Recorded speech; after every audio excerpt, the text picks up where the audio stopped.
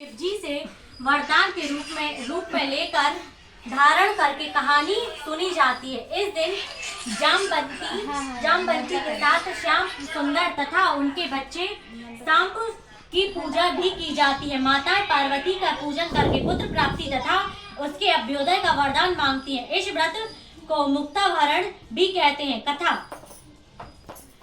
एक बार श्री कृष्ण ने युधिष्ठिर को बताया कि मेरे जन्म से पहले किसी समय मथुरा में लोमस ऋषि आए थे। मेरे माता पिता देवकी तथा वासुदेव ने भक्ति पूर्वक पूजा की तो ऋषि ने आदेश दिया, हे देवकी, कंस ने तुम्हारे कई पुत्रों को पैदा होते ही मारकर तुम्हें पुत्र शोक दिया। इस दुख से मुक्त होने के लिए तुम संतान सप्तमी व्रत करो। राजा नहुष की रानी चंद्रमुखी ने भी यह व्रत किया था, उसके भी पुत्र नहीं मरे। यह व्रत तुम्हें भी पुत्र शोक से मुक्त करेगा। देवकी ने पूछा, राजन, मुझे व्रत का पूरा विधान विधि बताओ। लोमस ऋषि बोले, नहुष अयोध्यापुरी का प्रतापी राजा था। वहाँ विष्णु दत्त नामक ब्राह्मण भी रहते थे।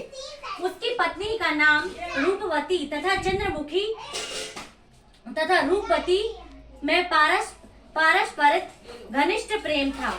एक दिन वे दोनों सरयू नदी में स्नान करने गईं। वहां और भी स्त्रियां स्नान कर रही थीं। उन्होंने वहां मंडल बनाकर पार्वती सहित शिव की प्रतिमा बनाकर विधि पूर्वक पूजन किया। उन स्त्रियों से चंद्रमुखी तथा रूपवती ने पूजन का नाम तथा विधि पूछी। स्त्रियों ने बताया कि हमने पार्वती सहित शिव की पूजा की है। भगवान शिव का डोरा बांधकर हमने संकल्प लिया कि जब तक जीवित रहेंगी तब तक यह व्रत करेंगी। यह मुक्ताभरण व्रत सुख तथा संतान को देने वाला व्रत है। स्त्रियों की बात सुनकर उन दोनों सहेलियों ने भी जीवन पर्यंत इस व्रत को करने का संकल्प करके शिव जी के नाम का डोरा बांध लिया, किंतु घर पहुंचने पर वे संकल्प को भूल गयी। फलतः मृत्यु के पश्चात रानी बानरी तथा ब्राह्मणी मुर्गी की योनि में पैदा हुई। कालांतर में पशु योनि छोड़कर मनुष्य की योनि में जब आई, तब चंद्रमुखी मथुरा के राजा पृथ्वीनाथ की रानी बनी रूपवती ने एक ब्राह्मण के घर जन्म लिया। इस जन्म में रानी का नाम ईश्वरी तथा ब्राह्मणी का नाम भूषण रखा गया।